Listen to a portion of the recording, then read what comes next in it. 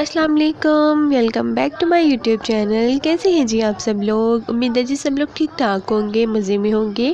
آج کا ولاگ ہم نے سٹارٹ کیا ہے رات کے ٹائم سے، مطلب کہ شام کے ٹائم سے میں نے سٹارٹ کیا تھا۔ یہاں پہ ہمارا دیسی گھی جو تھا نا وہ ختم ہوا ہوا تھا، تو ہم نے وہ منگوایا تھا دیسی گھی، اور یہ مجھے نا 900 روپیز کا نا ½ kg ملا تھا، ٹھیک ہے۔ یہاں پہ میں نے اس کو نا ایئر ٹائٹ باکس میں رکھ دیا تھا، کیونکہ مجھے نا چوری وغیرہ بنانی ہے یا سالن کے اوپر ڈالنا ہوگا نا، تو اس میں سے میں ایزیلی نکال لوں گی۔ یہاں پھر نا بہت زیادہ سردی ہو رہی تھی، تو اس لیے میں نے چولہا وغیرہ جلا لیا تھا۔ پتہ نہیں کیوں مجھے ٹھنڈ لگ بھی گئی ہے اس سردیوں میں۔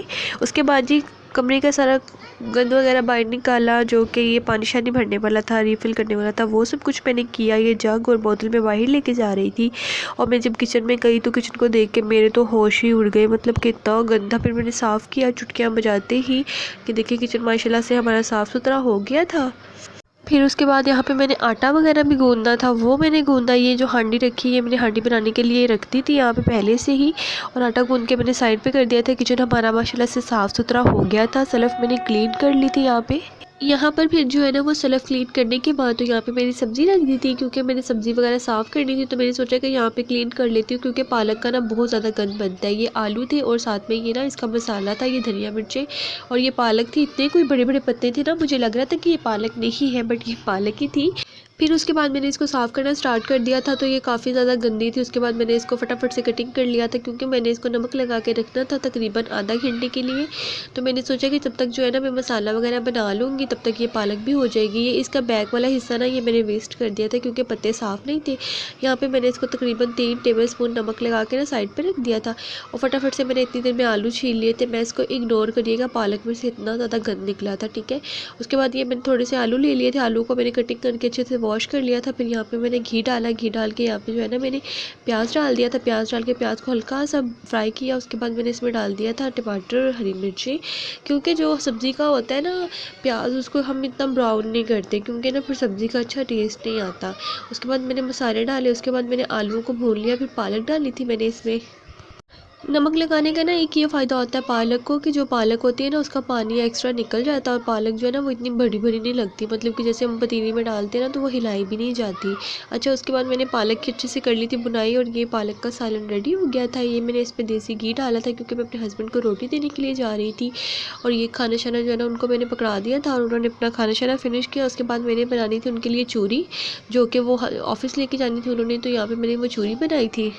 تو پھر نا میں نے سوچا کہ تھوڑی سی میں بھی ٹیسٹ کر لیتی ہوں، تو کافی مزے کی بنی تھی۔ میرے پاس شکر نہیں تھی تو میں نے گڑ کی بنا لی تھی۔ اس کے بعد یہ نیکسٹ ڈے آ جاتے ہیں، اور نیکسٹ ڈے میری ماما لے کے آئی تھی یہ چاول بنائے تھے انہوں نے، بڑے کوئی مزے کے تھے، مٹر آلو اور گاجر والے چاول تھے، جو کہ ہم لوگوں نے کھائے۔ ساتھ میں ہم نے پی تھی چائے۔ چائے تو کمپلسری ہے، سردیوں میں بہت ہی زیادہ سکون دیتی ہے۔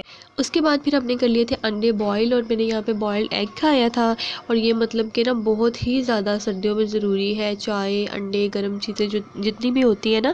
اس کے بعد یہ میں نے بیڈ وغیرہ سیٹ کر لیا تھا، روم سارا کلین کر لیا تھا، صرف ایک برش لگانے والا رہ گیا تھا، وہ میں نے لگا لیا۔ اس کے بعد جی میں فارغ ہو کے بیٹھ گئی تھی، مجھے لگی تھی تھوڑی سی بھوک۔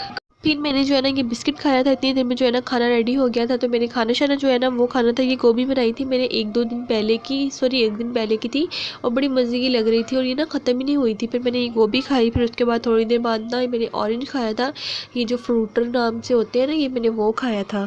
یہاں پر پھر نا ہم لوگ رات کے کھانے پہ آ جاتے ہیں۔ جو پہلے آپ نے دیکھا تھا نا وہ دوپہر کا کھانا تھا، یہ شام کا کھانا ہے، اور شام کے کھانے میں تھے مٹر چکن تھا، اور ساتھ میں جو تھا نا وہ یہ ٹکا پیس تھی، جو فرائی کیا ہوتا ہے نا چکن، اور یہ بڑا اسپائسی سا تھا۔ پھر اسی لیے نا میں نے اس کو گوبھی پہ رکھ کے کھایا تھا، تاکہ مجھے اتنی اسپائس فیل نہ ہو، اور گوبھی پتہ نہیں کیوں مجھے اتنی مزے کی لگ رہی تھی۔ خیر کھانا شانا کھا لیا تھا، صبح مارننگ ہو گئی تھی، ہم لوگ جا رہے تھے باہر، میرے ہسبینڈ اور میں۔ اتنا کوئی شام کا ٹائم نہیں تھا، لیکن ایسا پتہ نہیں کیوں کیمرہ میں لگ رہا ہے جیسے پتہ نہیں رات کے ٹائم ہم جا رہے تھے باہر۔ اس کے بعد ہم نے دروازہ وغیرہ لاک کیا، ہم لوگ گئے ATM پہ، کیونکہ ہم لوگوں کو کرنا تھا بل وغیرہ پے، تو ہم پیسے وغیرہ لینے کے لیے گئی تھی، اور یہ 4 لڑکیاں بڑی خوش ہو کے ہمیں دیکھ رہی تھی کہ یہ یہاں پہ کیا کرنے آیا ہے، تو ہم نے یہاں پہ اپنے پیسے وغیرہ لے لیے تھے۔ اس کے بعد ہم لوگ جا رہے تھے بھٹا چوک والی سائڈ پہ، جو لاہور میں رہتے ہیں نا ان کو پتہ ہوگا کہ بھٹا چوک کس سائڈ پہ ہے، تو یہ ہم لوگ جا رہے تھے وہاں پہ، اور اتنا کوئی ٹھنڈا موسم تھا نا، مطلب کتنی ٹھنڈی ہوا چل رہی تھی، بہت ہی زیادہ ٹھنڈا موسم۔ پھر میں نے سوچا کہ ہم لوگ نا اس پول سے جاتے ہیں، کیونکہ اس پول کے اوپر سے جائیں نا تو پوری آپ کو گرینری وغیرہ جو ہے نا وہ نظر آتی ہے، بہت ہی پیارا مطلب کہ ویو ہے اس کے اوپر سے نا۔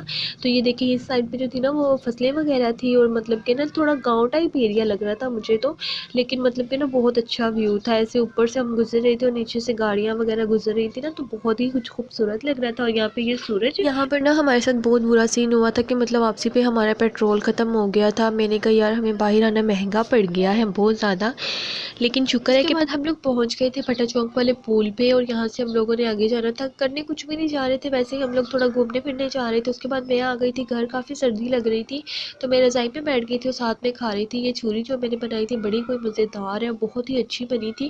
اور یہاں پہ ہسبینڈ مجھے تنگ کر رہے تھے کیونکہ میں ویڈیو بنا رہی تھی، تو میں نے ان کو کہا آپ نے میری ویڈیو خراب کرنی ہے ساری. اس کے بعد جو ہے نا میں آ گئی تھی ڈاکٹر کے پاس، کیونکہ مجھے کچھ میڈیسن لینی تھی اور میری ماما نے بھی میڈیسن لینی تھی، تو اس لیے میں ڈاکٹر کے پاس آ گئی تھی. اور واپسی میں ہم لوگوں نے کھایا تھا یہ برگر وغیرہ. یہ ہمارے پاس ایک چھوٹا موٹا سا ریسٹورینٹ ہے.